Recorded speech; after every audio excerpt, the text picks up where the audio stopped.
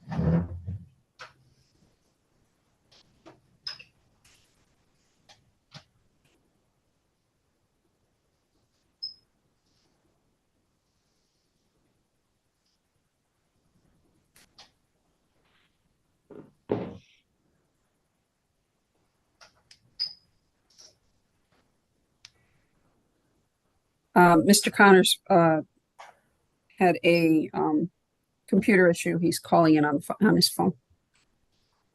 Thanks, Anne Rose.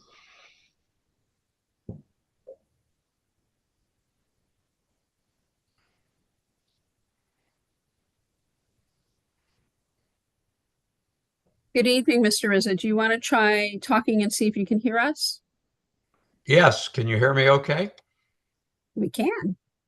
Oh, good. Everything's good tonight. We've got one more commissioner that's going to join. He had some technical issues, and then we'll be ready. Okay.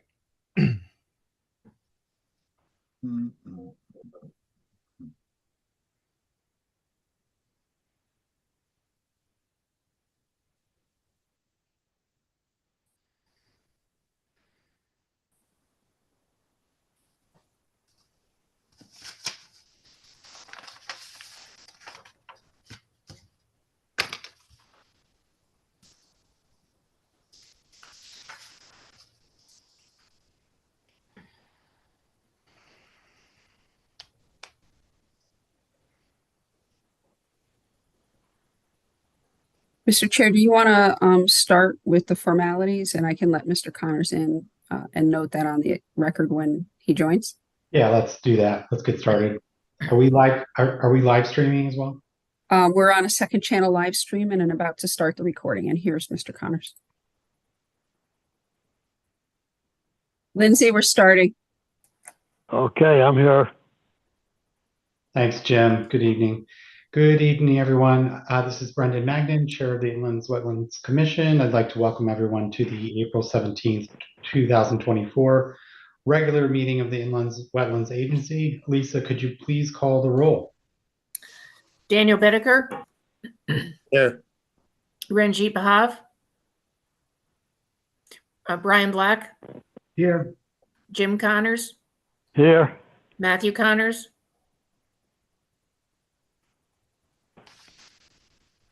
Matthew, we can't hear you.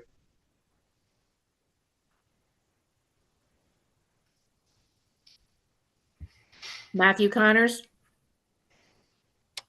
Matthew is present, Lisa, but we Okay. cannot hear him. Okay. Buddy Field. Here. Steve Munson. Nick Ritchie. Here.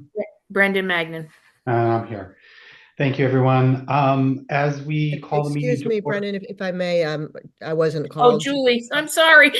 You know why? okay. When I'm looking at, you were absent last time and I didn't Yeah, catch I your know. name. I'm sorry. Yep, I'm here to speak. Thank you. Okay. Thank you, Julie.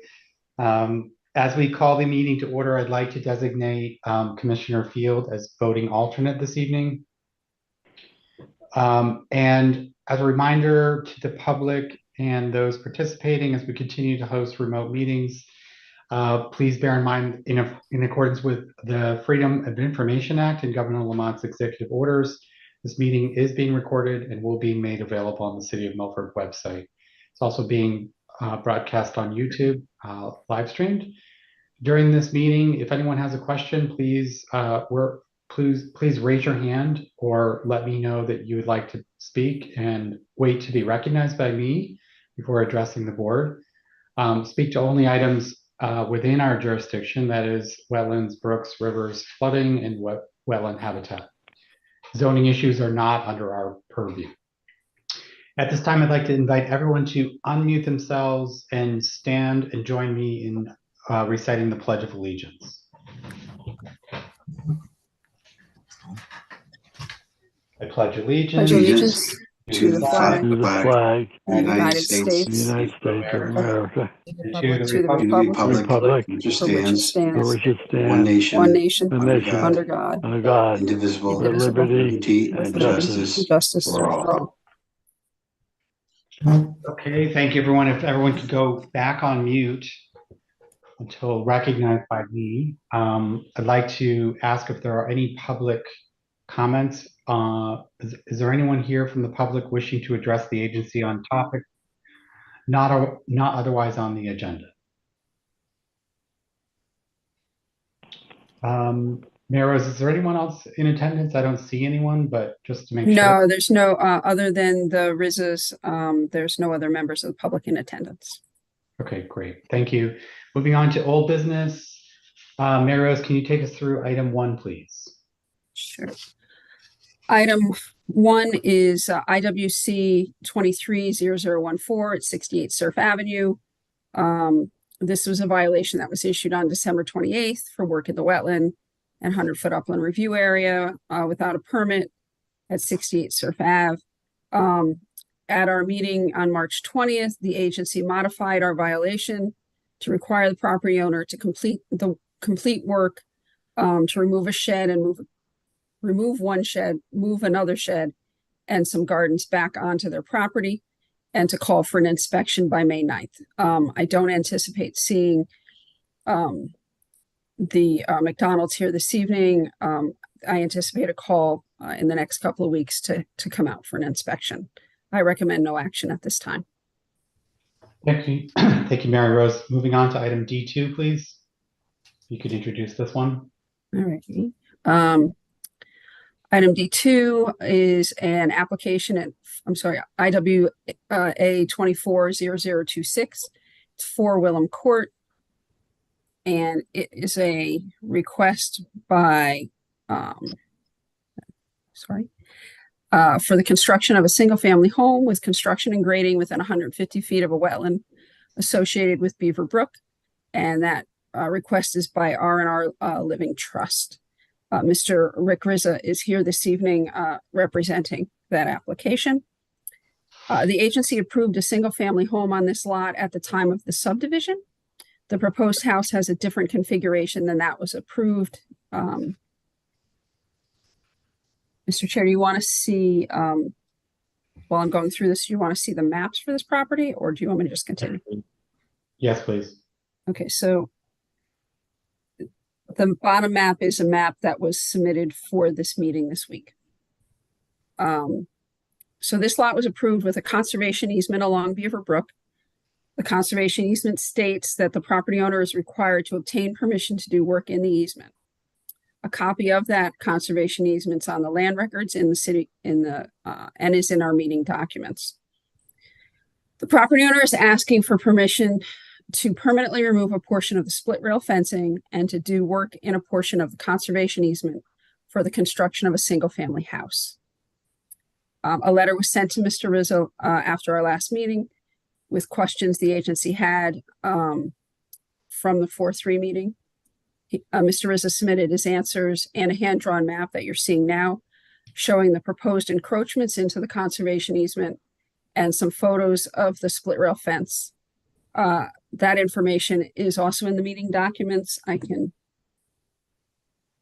add this. I have photos from me being on the site. Let me get Mr. Rizzo's photos up. Sorry for the. There we go.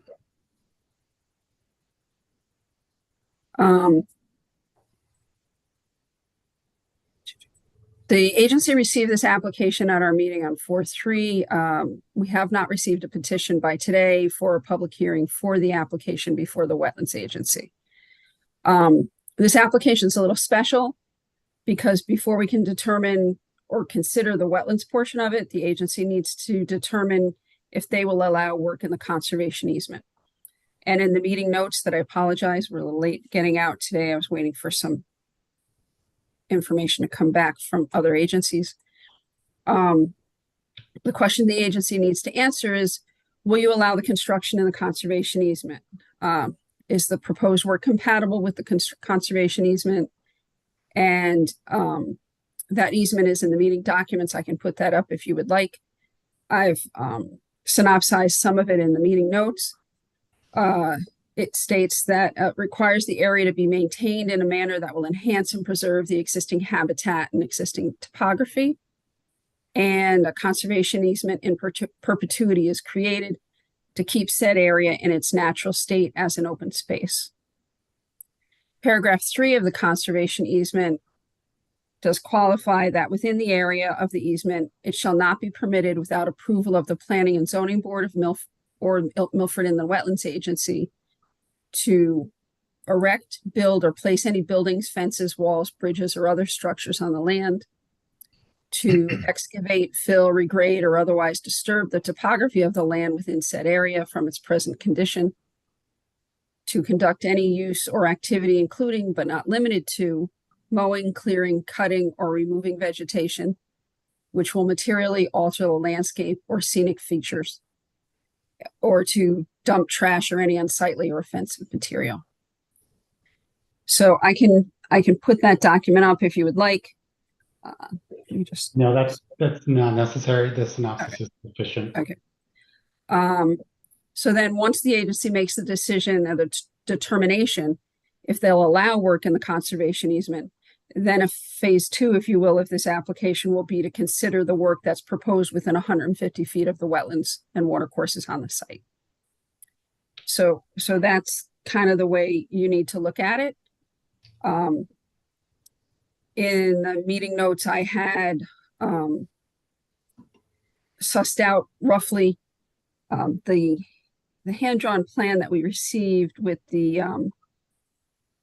application is close to scale. It looks like it may have been a trace. So my measurements are rough. The approved plan had the house 57 feet away from the wetland.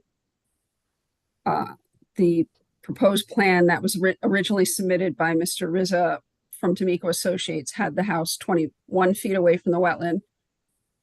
And the hand-drawn plan shows the house 23 feet away from the wetland, so a little bit further than the D'Amico Associates. Grading isn't shown on the hand-drawn plan. The approved plan had grading that was 40 feet from the wetland. The proposed plan from D'Amico Associates was 20 feet. And that is this plan here. Limit of disturbance, in our understanding, limit of disturbance is the silt fence line. No work occurs on the protected or wetland side of the silt fence line. So the approved plan has the limit of disturbance at 24 feet from the wetland. This plan you're seeing now by D'Amico Associates has it 18 feet from the limit of disturbance. I'm sorry, from the limit of disturbance to the wetland line. And the hand-drawn plan has the silt fence 14 feet from the wetland line. The existing footing drain, the proposed on the approved plan and on D'Amico Associates plan are both at 26 feet. It's not shown on the hand-drawn plan. And the split rail fence holds at 17 feet on the approved and the D'Amico Associates plan. So the split rail fence has been removed from the hand-drawn plan. So the agency needs to take up the conservation easement question. Mr. Riz is here to answer any questions about that. And then we can go into, as you choose, the wetland portion of it. Thank you, Mary. Okay. Okay. I had put in my notes a synopsis of the questions that were sent to Mr. Rizza. His answers were in the documents, and I can put them up on the screen if everybody would like to see them. Before we see the responses to the questions, can I just ask a clarification question? I believe you said earlier that the prior approved plan by this agency shows the house 57 feet away from the conservation easement. Is that correct? No, it shows the house 57 feet away from the wetland line. And the split rail fencing is 17 feet, so the house was 40 feet away from the split rail fence. So the split rail fence is here, and the house was 40 feet away.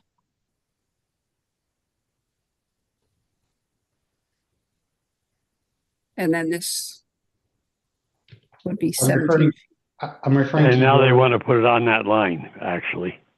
Hold on, Mr. Connors. I'm referring, Okay. Mayor Rose, I'm referring to your notes. Comparison of distance of proposed improvements to the inland wetland line. You're saying the house in that first column is 57 feet away. Yes, we measured that from the wetland line, Okay. Can you just highlight that again? Okay, that's from there to there. Okay. from here to here. And this distance at its closest point, which I believe is here, is 17 feet. Thank you. 17. Okay, Mayor Rose, can you show us the answers to Mr. Rizzo's responses to our questions? Okay, I'm gonna stop the share for a second so that you don't have to get, as it's rolling through here.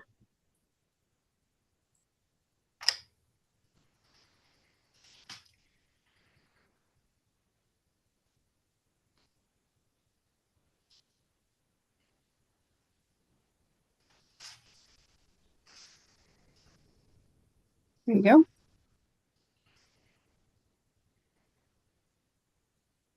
I had placed the questions in the notes, and they correlate to each other. Do you want me to synopsize our questions, or?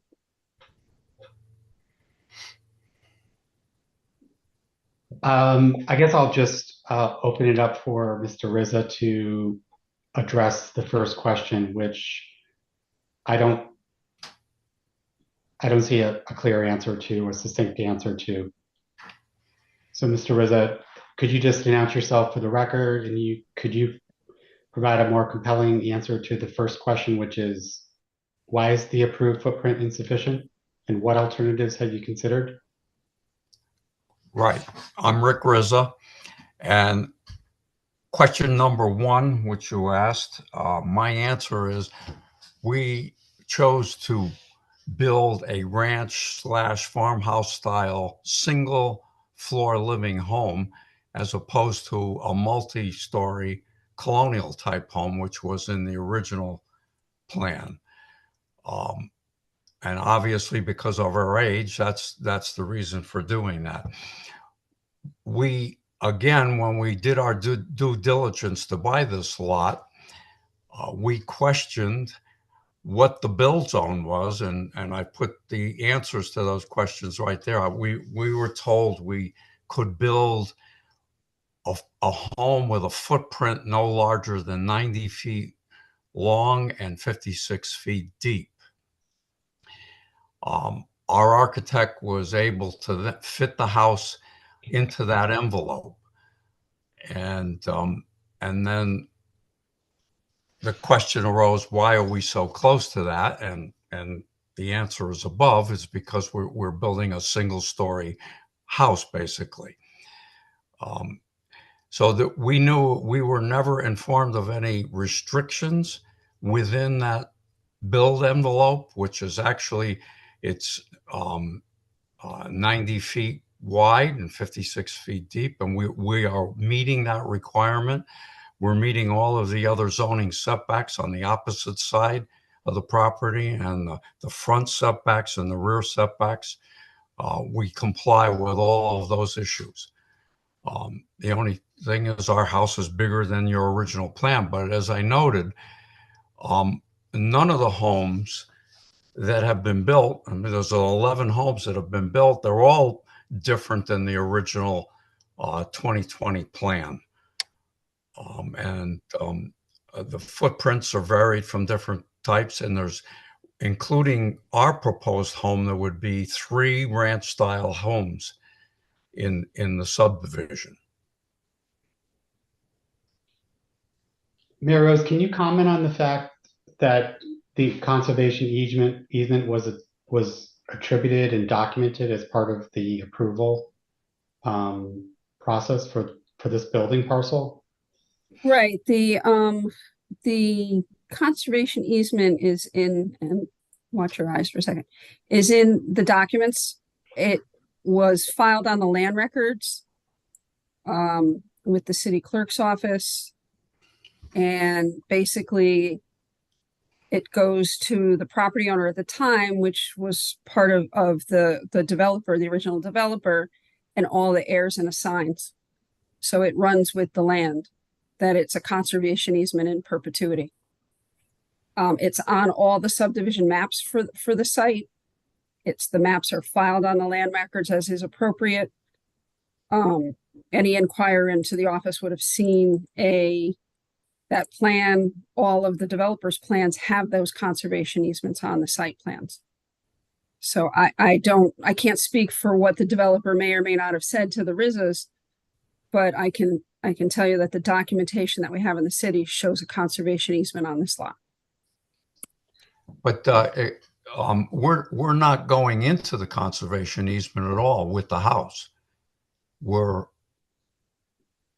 So that I don't understand why that becomes an issue.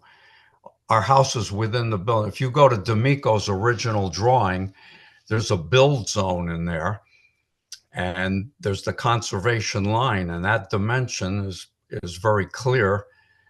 Our architect even asked D'Amico to send him an electronic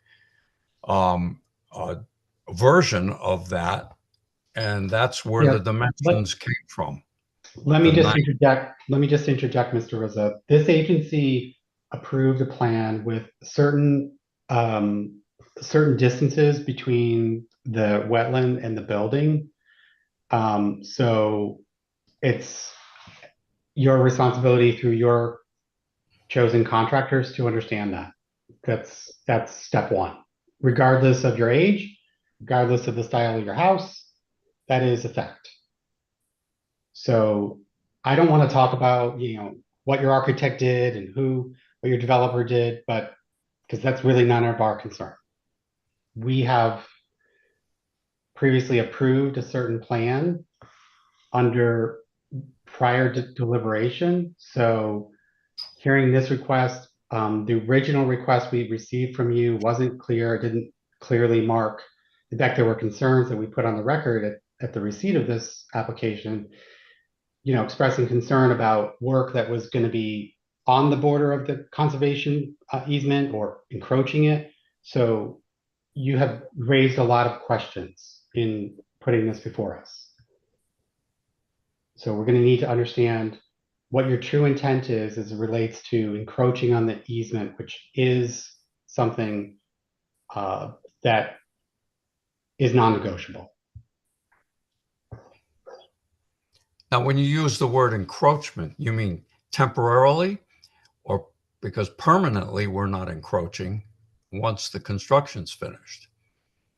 We will still be respecting the original conservation area.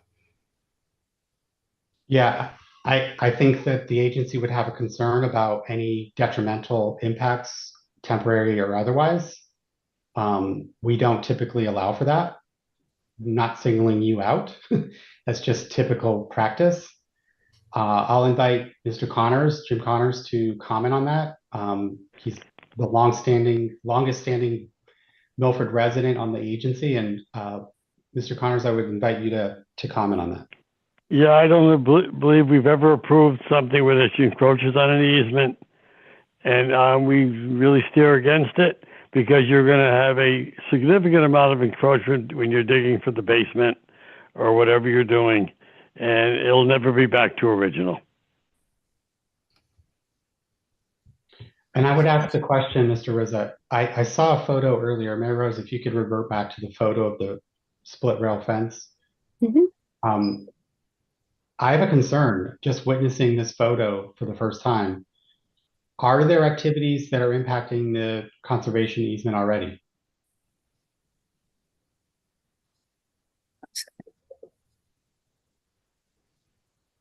My apologies. Trying to find it.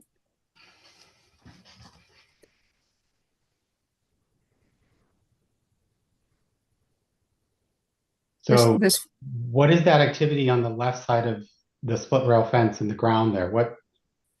And is that the demarcation of the conservation easement?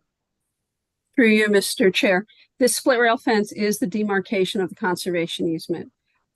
There is some disturbance here. Some of it may have been for the digging of the post. There had not been a silt fence on the lot over the winter. They re-put this in right before the 3.5-inch rainstorm we had in March. And I asked that the contractor Mr. Rizza's hired is also contractor for the lot to Mr. Rizza's right. I asked if he would, in the low spot, which is just off the camera here, add wood chips, because I was concerned with the amount of rain that was proposed, that if this is the area of the fence that will fail, that there would be an issue. And the contractor basically put a second row of erosion control. He put about 2.5 to 3 foot high pile of wood chips along the majority of the fence on the low spots. So you've got a double erosion control here to protect the easement and the wetland, which is just off camera. Thank you, Mary Rose. Mr. Chairman, I also have, there's a second picture from Mr. Rizza.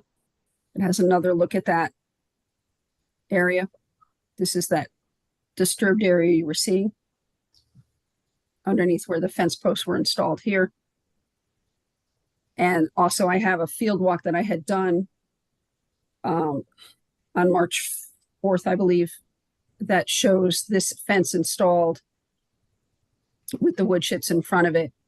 And it gives 360-degree views, from each angle of the site. Right. Is the silt fence installed properly? It is properly installed. It is buried. I may have a closer up picture. That's fine. We trust you. Okay. That's fine. Thank you.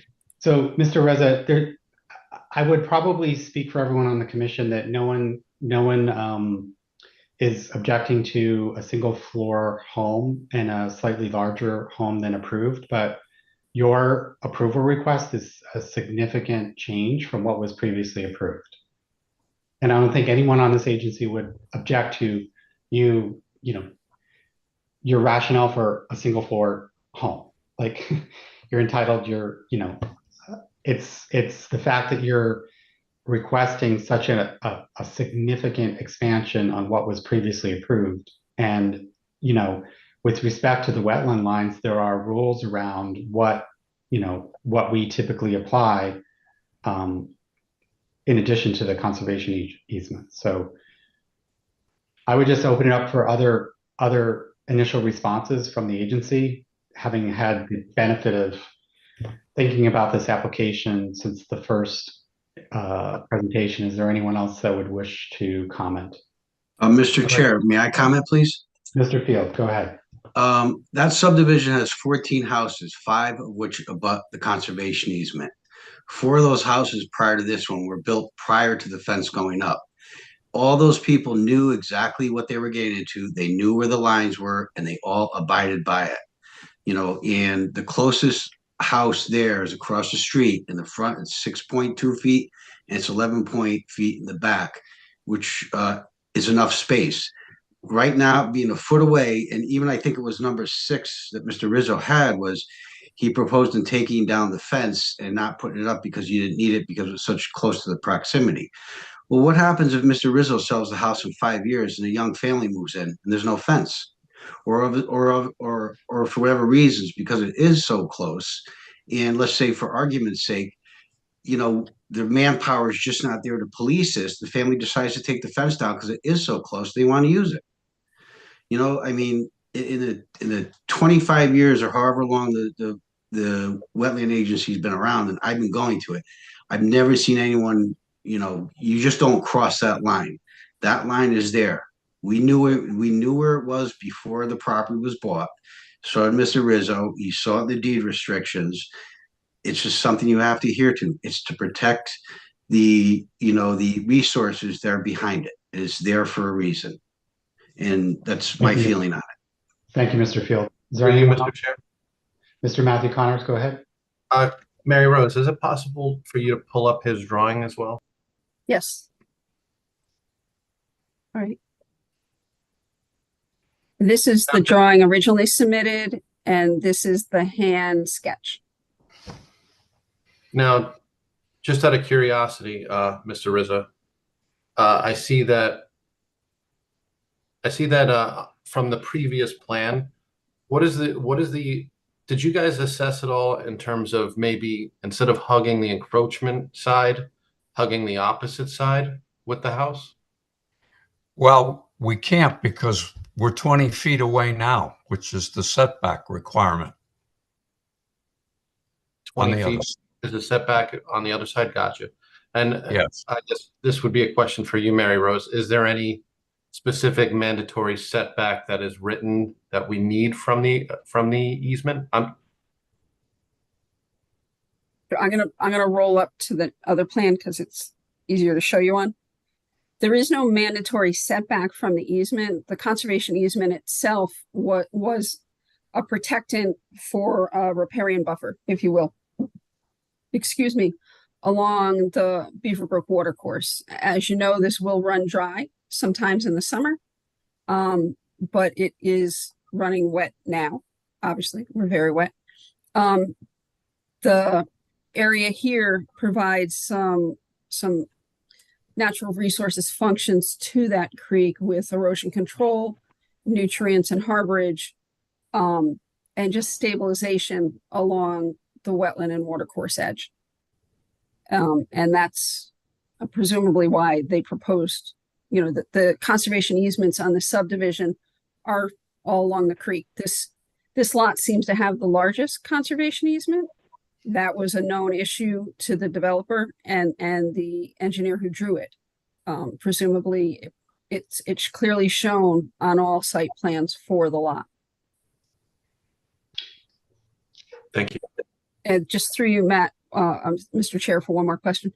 The setback on this side could consider to get a variance from zoning to move the house more to the east or the right to allow for the same size house to be a little further away from this. But the driveway, which had been contemplated in the original plan as a front load driveway, the Rizzos have a very, very tight side load driveway here. If they considered a tandem garage, they could, maybe if they bring in a little bit here and there, they may be able to shift a little bit more off the conservation easement line for construction.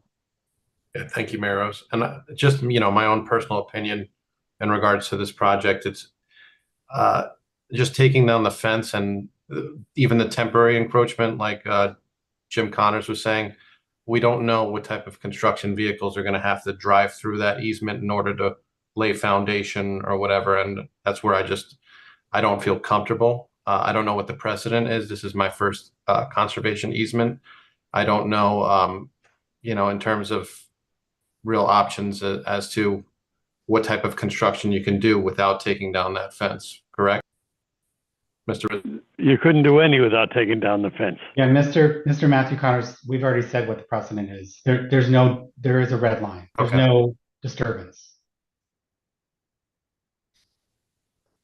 Well, if I can answer that question, the excavation contractor I'm dealing with has assured me that can be that the foundation hole can be excavated totally from the house side and not go on to the easement area.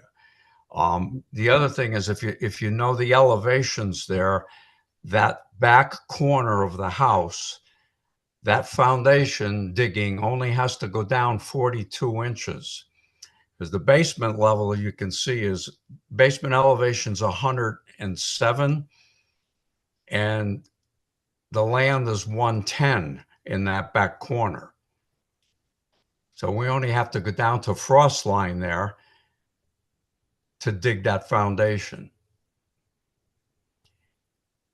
Mr. Connors, do you want to comment, or Mr. Field? Yes, I kind of find that very impossible, as I've dug foundations personally, and you're not going to dig it all from that side. It'd be just like trying to build a commercial building on a property line and not encroach on your neighbor's property. And it's just not going to happen. The guy who's ever doing it is going to take the easy route, and half of the track of that machine is going to be in the conservation area. And it's going to damage it no matter how you cut it. Why don't we just shrink the size of the house so it's not such an enormous house on a small lot? Yeah, Mr. Rizza, what you're hearing from the agency is we will be inclined to decline this application. You're welcome to present an alternative, which is a house that's more in keeping which was the footprint which was previously approved. You've been given alternatives such as considering the driveway configuration, but we're not here to engineer your application, but we're not inclined to approve it. I could put it before the agency to vote and we could deny it, or you could take this under advisement and come back to Will it. they take care of that too? Mr. Chairman, the agency will need to vote on the determination on the conservation easement, not on the whole application. It's a two-step process for this application. I understand we do very rarely get requests to go beyond the conservation easement line. The agency needs to make a determination if they would consider work in the conservation easement. If the answer is yes, then you could look at the plan that's been submitted for impacts to wetlands. But if the answer is no, then the plan that's been submitted would have to be rejiggered to conform to the agency's requirements. The other thing, if I can make another comment, Mary Rose, all of that vegetation along that fence in the easement area is all invasive plants that are required to be removed. So somebody's going to go in there and clean all of that out, and that's going to do damage to that area. And probably the damage we would do digging the foundation wouldn't even come close to what's going to happen when all that stuff is dug out. If I may, Mr. Chairman.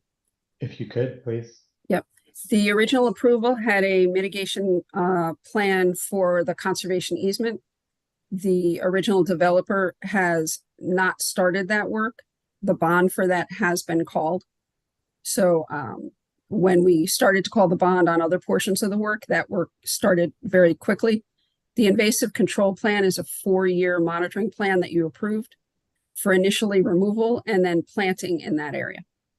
So yes, Mr. Rizza, there would be a plan to go in and remove invasive species, but it would be done by individuals that are trained in working in mitigation and conservation plans, not just clearing an area for construction. They'll be removing that as appropriate and guided by a on-site monitor. Mr. Rizza, is there anything else you'd like to share that's compelling before we make a decision on whether or not we're going to approve work in the conservation easement? No, I think I've said it all, or I've written it in my answers to your questions. Okay, thank you. At this time, I'd ask for a motion in consideration of the first question.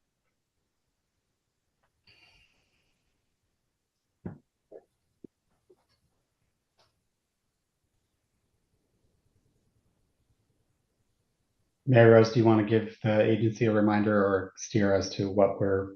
Right, sure. So the agency needs to consider the work in the conservation easement, and you can ask questions. You can take no action if you need more information. You can request additional information.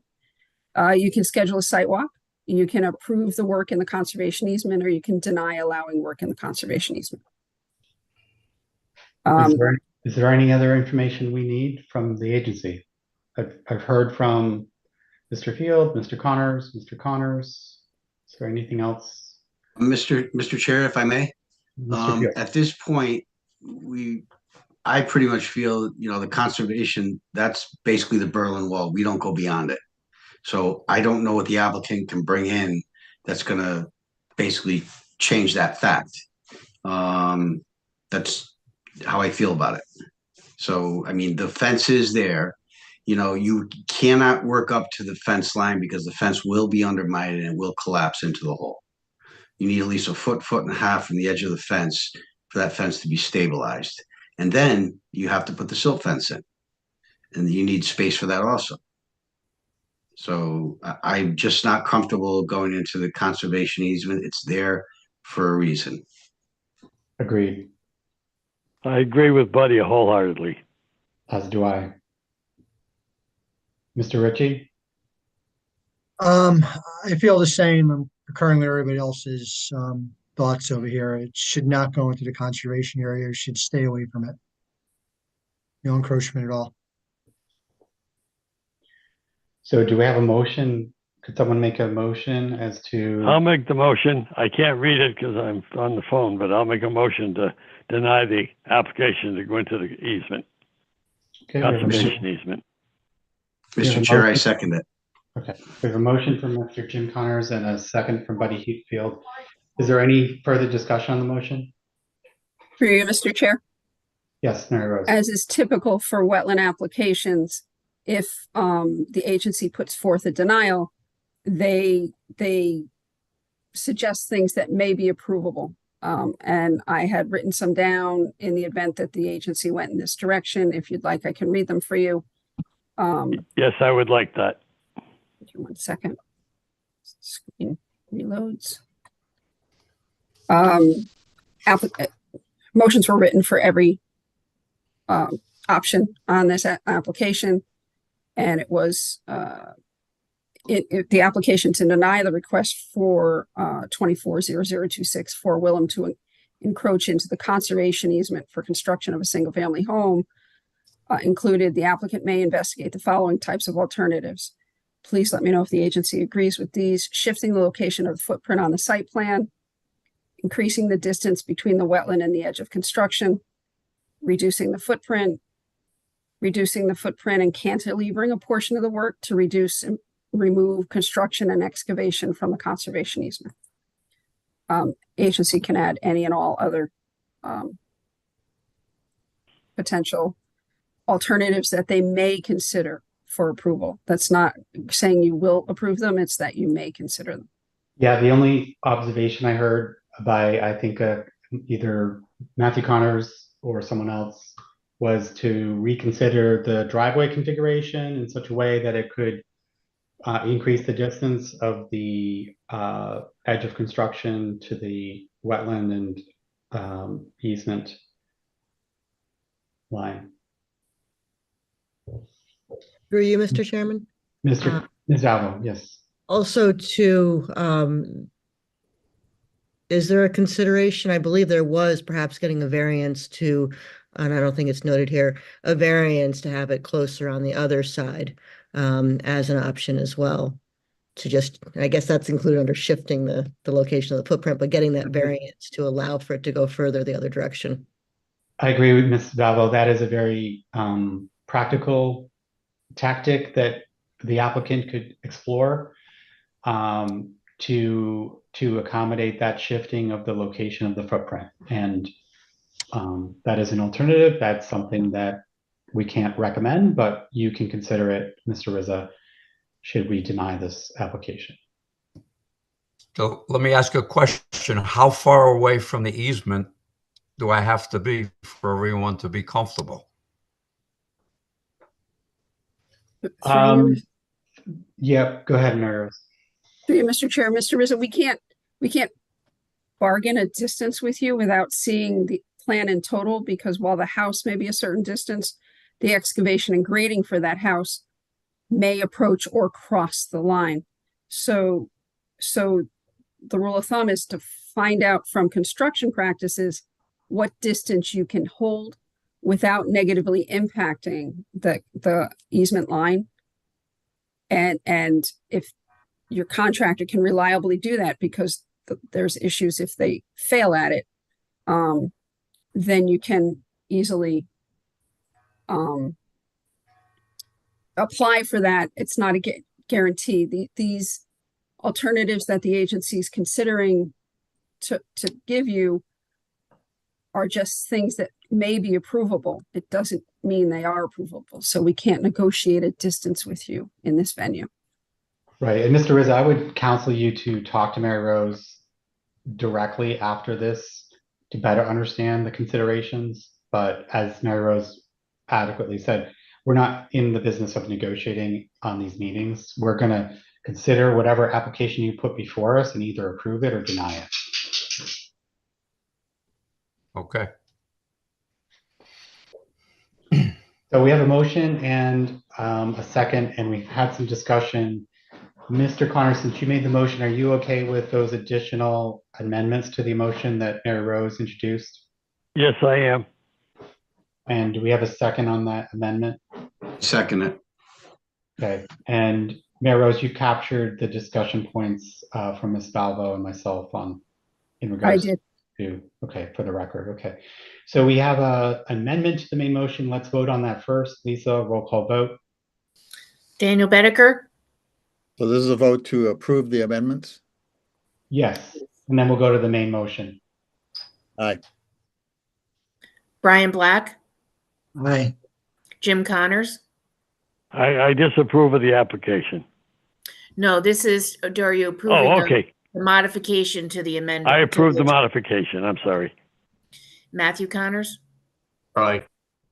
Buddy Fields, Aye. Nick Ritchie, Aye. Julie Valvo, Aye. Brendan Magnan. Aye. And now back to the main motion to deny the application as noted. Roll call vote. Daniel Bedecker, This is to deny the application, correct? correct. Three, Mr. Chair, this is to deny the encroachment into Conservation. the conservation easement. Daniel Yeah. Bedecker, Aye. He did You say said aye? aye. Yep. okay, sorry. Brian Black, Aye. Jim Connors, Aye. Matthew Connors. Aye. Buddy Field, Aye. Nick Ritchie, Aye. Julie Valvo, Aye. Brendan Magnan. Aye. The motion carries unanimously. As for the motion to consider work within 150 foot of a wetland. Mary Rose, can you give us guidance on that? Right. Mr. Chairman, the agency did not get to a full deliberation of work within 150 feet of the wetland because there's items missing from the plan that would give you a full breadth of that. So you can deny that as incomplete, and then it can be brought back with a full application that has everything on the plan. The plans you've gotten have three, and you've got a verbal application that says we're going to do one thing. You've got a sealed set of engineered plans that show something else, and then a hand-drawn plan that shows yet something else with a verbal thing that has a slightly different application. So the application's unclear. Right. Are they still talking about you? Yeah, so given that. You need a Mary Rose- motion on this? We do. I'll make a motion to deny the application is incomplete. What? Do we have a second on the motion? I'll second it. Second by Mr. Ritchie. Any questions? Sorry, any further discussion on the motion? So I would just add to the record that to the applicant, please work with the office to understand what the requirements are for an application so that when you do present the application, it's complete, and we'll do our diligence to review it and consider it in good faith. Any other discussion on the motion? Okay, hearing none, Lisa, roll call vote. Daniel Bedecker, Aye. Brian Black, Aye. Jim Connors, Aye. Matthew Connors, Aye. Buddy Field, Buddy, you're still on mute. We saw you move. Aye. Did you hear me? Nick, Aye. yes, Nick Ritchie. You Aye. there? Yeah, We I got hear it, you. buddy. Julie Valvo, Aye. Ooh, Brendan Magnan. Aye, motion carries. Aye. Yep. Yeah, buddy, you had a delay there. You're back now. Okay, but sorry. We got your vote. No problem. Okay, so Mr. Rizza, at this time, we're going to move on to other business. As I said before, please work with the office to come before the agency with a revised set of plans, and we'll consider them and support you to the best extent that we can. Okay. Thank you. Mary Rose, is there anything else you wanted to add to that? Did you want, as far as the point about the only other observation I would just mention, Mr. Rizza, is as far as a contractor who is representing that he can do certain things, I would really take heed on what you heard from two contractors on this agency who are Milford residents. So I would be very clear with your contractor what performance expectations you would have of them. Okay. Thank you. Thank you. Only trying to help you in the future. Okay, I guess he didn't hear that last comment. Okay, so Mary Rose, staff report. We've got item E, consideration of minutes of the previous meeting. Oh, right. Thank you. Do we have a motion to approve those? I'll make that motion. Second. Motion's been made and seconded. Any discussion on the motion? I'm Hearing sorry, none. who seconded? Matthew Connors. Okay. Hearing none, all in favor? Sorry, Lisa, roll call. Aye.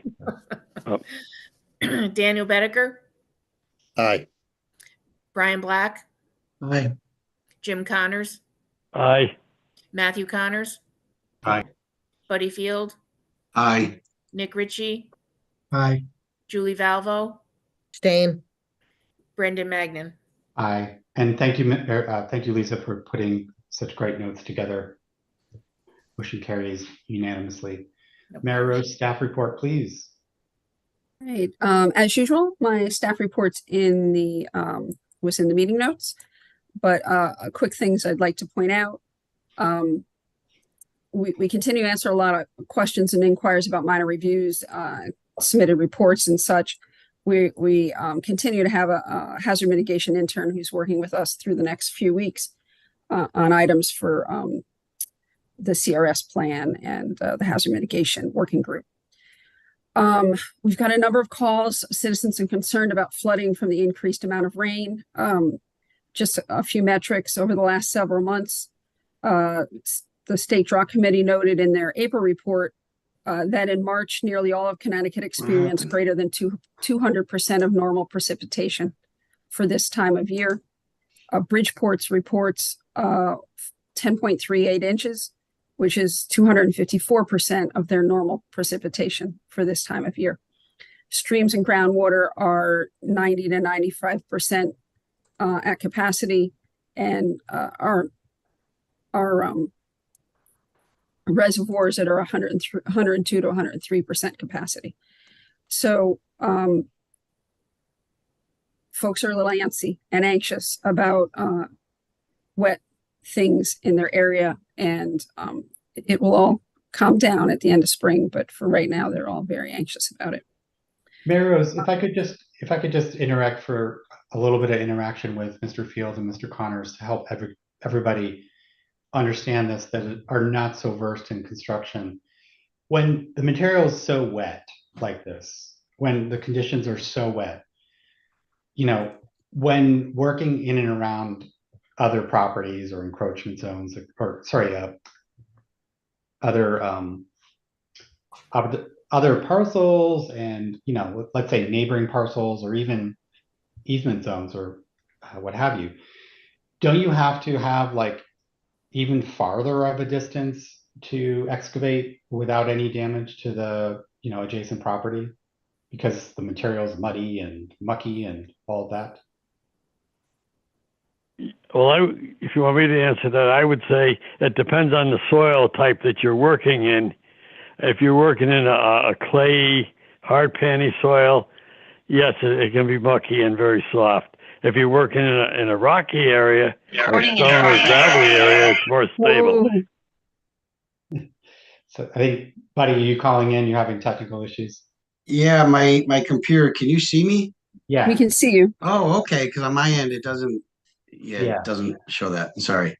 Yeah, no problem. Okay. Let's hear you out, Jim, and then I want to ask Mr. Field. Okay, I'm just saying it depends on the type of, topography or soil you're working in. If it's a gravelly or rocky, the moisture doesn't affect it, or the water doesn't affect it as much as if it's clay and hard pan or loamy, and your chance of cave-in is I would say a little bit less than a clay soil or what you call it. But you're not going to dig within 1 foot of a property line or a conservation line and not have a chance of cave-in. I think Buddy can vouch for that.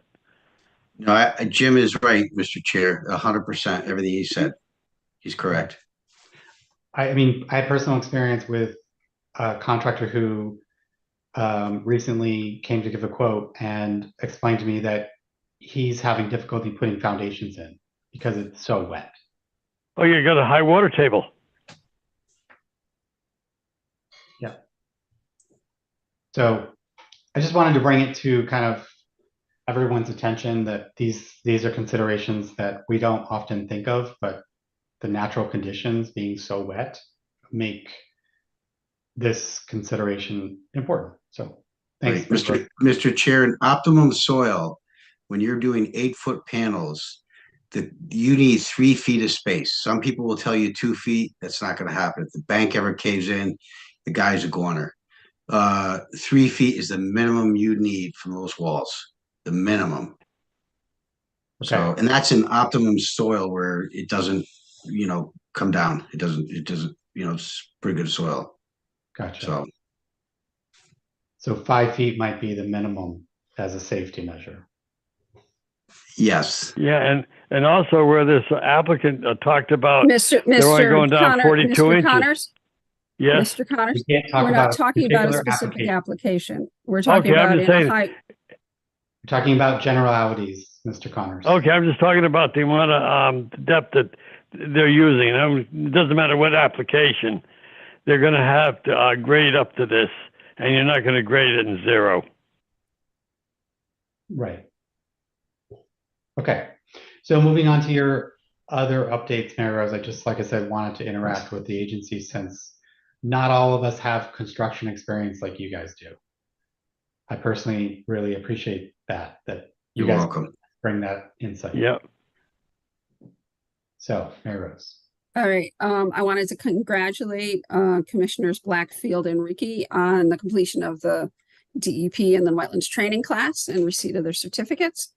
With that, all inland wetland agency staff and commissioners have now received DEP training and certificates. Some of us have had it a long time ago, but Yes, we have. everyone has been trained. Really great. And there is continuing education as I have in lower down in my notes. Most of it's online. So you have opportunities to learn more as you have time. If anybody has any questions for me? Mary if Rose, no- Yep. Mary Rose, did you want to invite Mr. Black to summarize his? Right. I wanted to see if there's any questions first. So Right. Commissioner Black had sent out that he attended the vernal pool workshop in Old Lyme by Denise Savageau and Michael Aurelia last Saturday. And he shared that information with you. Taft has put it on the commissioner's training page. But I want to give the microphone to Mr. Black to fill us in on his day. Thanks. Yeah, it was really great. They did an excellent presentation. There was quite a few different inland wetlands and conservation commissioners there from all over the state. They did a great job. And they really stressed about the characteristics of a vernal pond and protecting those characteristics. Something as, just cutting down trees, allowing more sunlight in would warm up that water and could impact the creatures in that pond. So it's really important that not just the pond itself, but the areas around it is protected as well. And they talked about a lot of the creatures, the wood frog and the salamanders. We did actually go out to a vernal pond that was on their property and did see some eggs and some tadpoles. So that was interesting. I always recommend going to these because it's really excellent to hear from experts like that. It was a good day to be there. Does anybody have any questions about anything that was presented there in the document? No questions for me. It was really great that you went on behalf of, well, you represented us well, I'm sure. It's great. Thanks for sharing the information. You're welcome. Terrific. If there's no further questions for Mary Rose, we'll move on to Chair's report. Reminder, the next meeting is in a couple of weeks. That'd be May 1st. As a reminder, please don't forget to let the office know if you're unable to attend. Otherwise, we'll expect you to be here at this same channel. Do we have a motion to adjourn? I'll make that motion, Brian. Motion's been made. Do I'll we have a second. Second by Mr. Connors. Mr. Matthew Connors. Great. Lisa, roll call vote. Daniel Bedecker, Aye. Brian Black, Aye. Jim Connors, Aye. Matthew Connors. Aye. Buddy Field, Aye. Nick Ritchie, Aye. Julie Valvo, Aye. Brendan Magnan. Aye. Motion carries. The meeting is adjourned. Thank you, everyone, for your involvement this evening, your participation. You're welcome. Take care. Thank Have a you. good Good week. night. Thank you, Good night, everyone. everybody. Have a good week. And Mary Rose, thanks for getting me in on the phone.